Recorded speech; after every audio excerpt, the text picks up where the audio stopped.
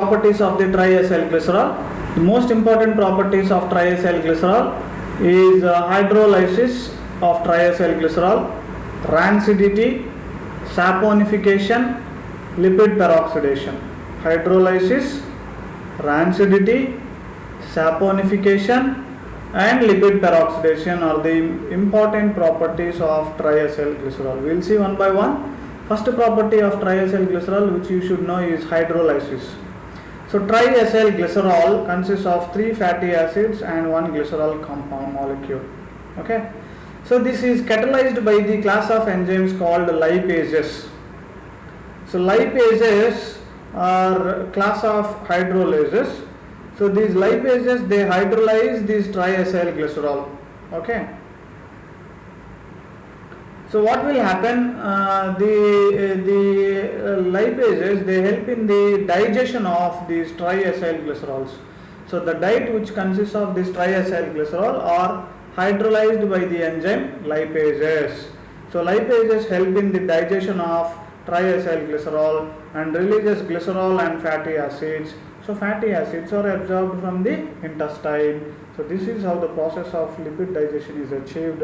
These details we will discuss in detail in lipid digestion and absorption. Okay. Next point, important property about triacylglycerol is rancidity. Rancidity is a most common property seen with respect to these fats and oils. So fats and oils have a tendency to become rancid.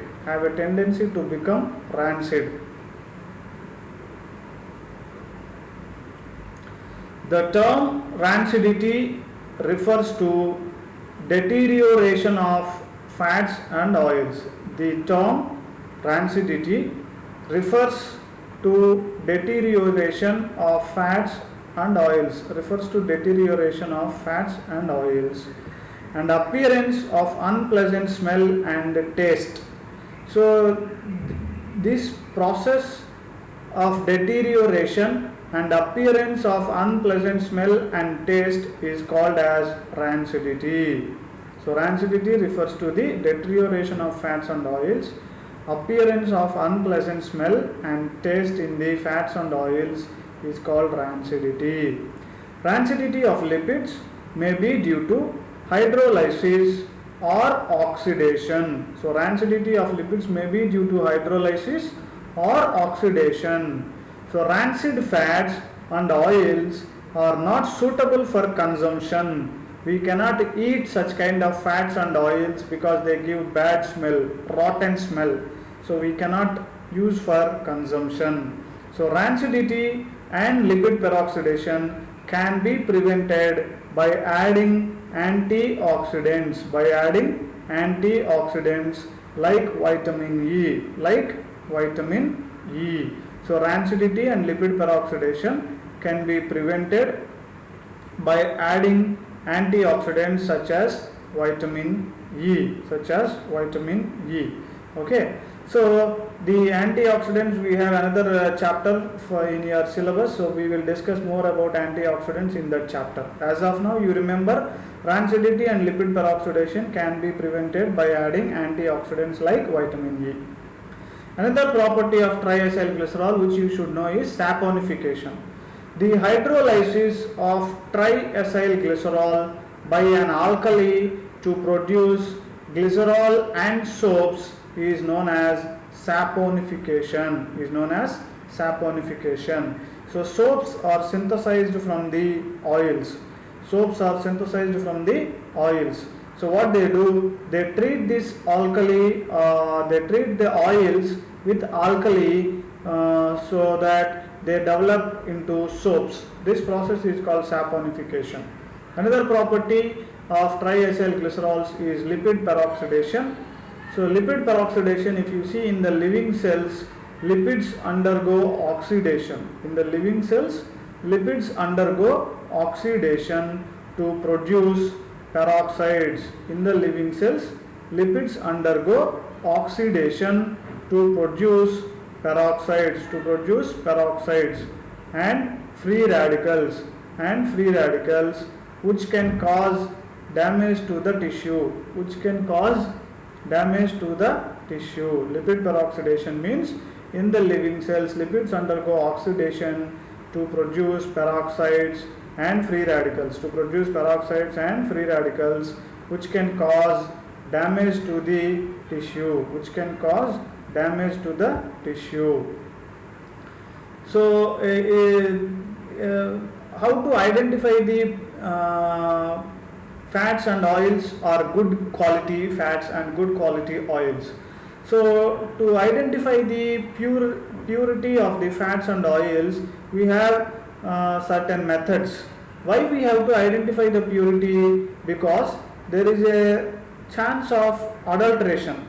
Adulteration means they will mix some bad quality oils in the edible oils. That is called adulteration. Okay, so to assess the degree of adulteration, we have some methods. So by assessing the degree of adulteration, we can identify whether it is a pure fat or pure oil or not. And to determine the proportions of different types of fatty acids in a mixture,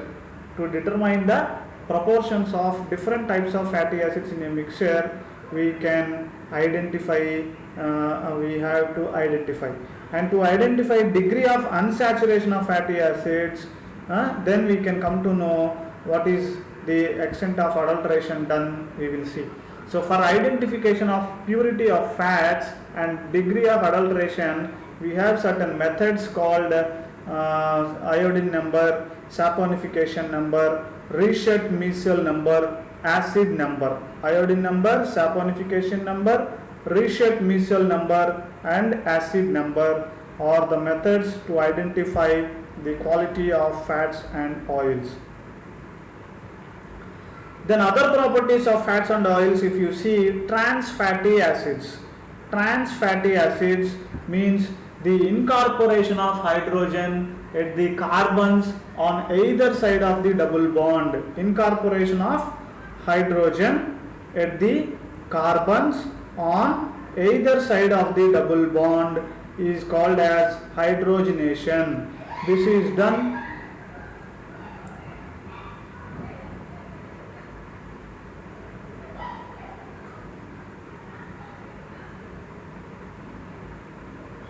done to increase shelf life of fatty acids.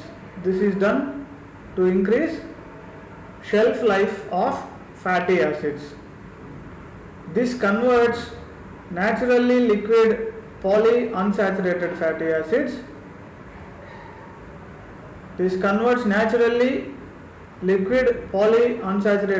acids. Into a solid fat. Okay. So by hydrogenation, what will happen? Liquid polyunsaturated fatty acid can be converted into a solid fat. Example, margarine and mayonnaise. You can see these are all the fat that are available in the supermarkets. When you eat bread and all, you apply this margarine or mayonnaise for a good taste. Okay. So but they are all hydrogenated fats. They are called as trans fatty acids. This is done for the fats because to increase the shelf life of fatty acid. So the shelf life is increased.